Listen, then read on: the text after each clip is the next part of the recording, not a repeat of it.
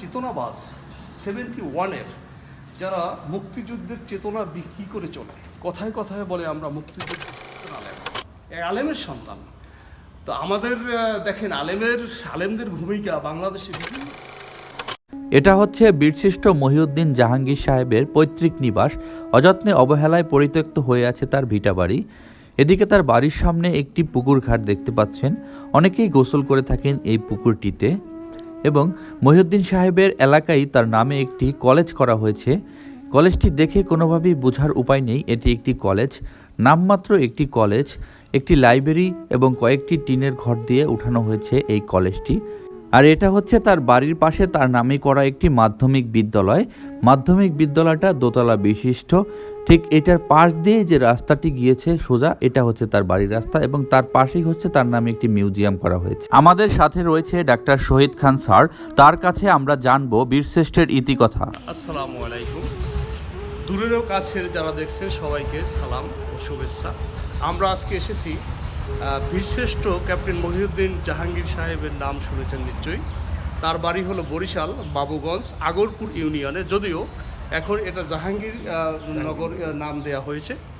তো আমার কাছে খুব অবাক লেগেছে সেটা হলো এই যে ভবনটা করা হয়েছে, এটা কিন্তু সেই 2008 সালে, অর্থাৎ সেই মইনুল আহমেদ এবং ফখরুদ্দিন আহমেদ, যেটা আমরা বলি যে সেই আর্মি নিয়ন্ত্রিত একটি সরকার ছিল, সেই সময় এটা করা হয়েছে।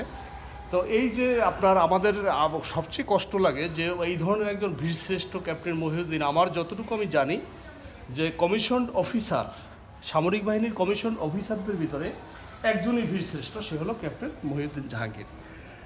তো ওনার এই যে জায়গাটা অবহেলিত, আপনারা দেখেন এখানে কিভাবে ময়লা পড়ে আছে, হ্যাঁ, এই যে নর্দমাগুলো কীভাবে অপরিষ্কার অপরিচ্ছন্ন। তো এই যে আমাদের চেতনাবাজ সরকার এতদিন ক্ষমতায় ছিল, শেখ হাসিনা, এই যে তারা মুক্তিযুদ্ধের চেতনা বিক্রি করে চলে, কথায় কথায় ওরা মুক্তিযোদ্ধার দল, কিন্তু ওরা কী করেছে? এখানে তো একজন পাহারাদার রাখতে পারতো।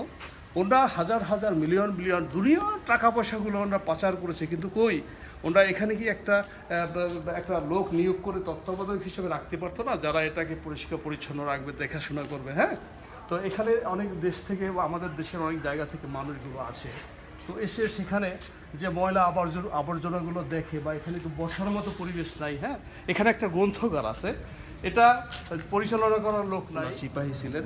তো এইরকম একটা মানুষ, মহান ব্যক্তির বাড়িতে এইভাবে অপরিষ্কার অপরিচ্ছন্ন আপনারা দেখতে থাকেন যে এই যে অপরিষ্কার অপরিচ্ছন্ন, এখানে একটা গ্রন্থাগার আছে, কিন্তু এখানে গ্রন্থাগার পরিচালনা করার কোনো লোক নেই, এটা দেখাশোনা বা এটা পরিষ্কার পরিচ্ছন্ন রাখার সেরকম কোনো ব্যবস্থা নাই। আমার সবচেয়ে কষ্ট লাগে, বেদনাদায়ক এবং কষ্টদায়কও বটে, যে আমাদের চেতনাবাজ 71-এর যারা মুক্তিযুদ্ধের চেতনা বিক্রি করে চলে, কথায় কথায় বলে আমরা মুক্তিযুদ্ধের সপক্ষে শক্তি, কিন্তু তারা কি করেছে? তারা এই যে এইরকম একটা তার ক্যাপ্টেন মহিউদ্দিন জাহাঙ্গীর, উনি বাংলাদেশের একজন বিখ্যাত মানুষ, যিনি তার জন্য কি করেছে? কিছুই তো করে নাই। তা তো উচিত ছিল এখানে একটু পরিষ্কার পরিচ্ছন্ন রাখার জন্য ন্যূনতম একটা লোক সরকারিভাবে নিয়োগ দিতে পারত, কিন্তু কই সেটা তো করে নাই। তারপরে বরিশালে আর একটু না বললে হয় না, বাংলাদেশে 11 জন সেক্টর কমান্ডার ছিলেন, তার ভিতরে যতটুকু আমি জানি সবচেয়ে সিনিয়র ছিলেন মেজর জলিল।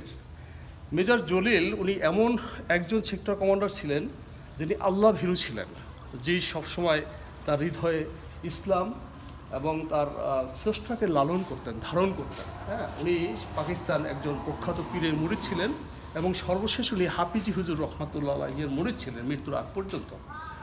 আর একটা বিষয় একটু বলে রাখি, এই বীরশ্রেষ্ঠ ক্যাপ্টেন মহিউদ্দিন জাহাঙ্গীর সাহেব, তার বাবা একজন আলেম, তার বাবা কিন্তু একজন আলেম, এই আলেমের সন্তান।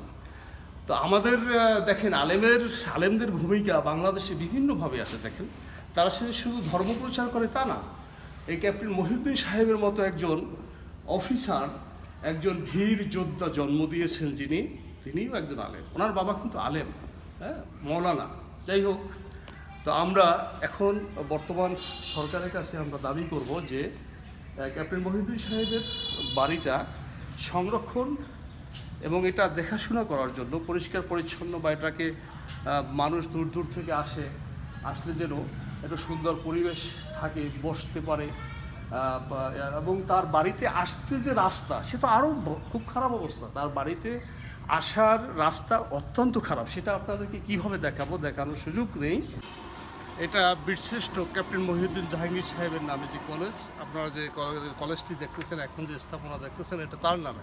বীরশ্রেষ্ঠ যে বাংলাদেশের 7 জনের একজন, এবং উনি তো বুঝতে আপনারা পারতেছেন, তার নামে কলেজ। এই কলেজটা তো সিতারাবাস সরকার পারতো একটু ভবন টবন করে সুন্দর করতে পারতো, কিন্তু কোথায়?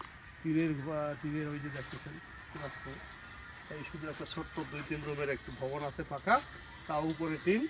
তো এটা হলো আমাদের বিগত দিনের গভর্নমেন্টের কর্মকাণ্ড। তবে এখন যে সরকার আছে তাদেরকে সবিনয় নিবেদন করব যে আপনারা এখানে একটু ভবন করে কলেজটার পরিবেশটা সুন্দর করুন। যেহেতু বীরশ্রেষ্ঠের শ্রেষ্ঠ একজন ক্যাপ্টেন মহিউদ্দিন জাহাঙ্গীর সাহেবের নামে কলেজ, তার দিক তাকাইয়া আপনারা এই কলেজটা সুন্দর করুন, একটু ভালো পরিবেশ করুন, ভবন করুন। এখানে লেখাপড়া মান যাতে ভালো হয় সেদিকে একটু খেয়াল করুন। গভর্নমেন্টের যথাযথ কর্তৃপক্ষের কাছে সবিনয় আবেদন করছি।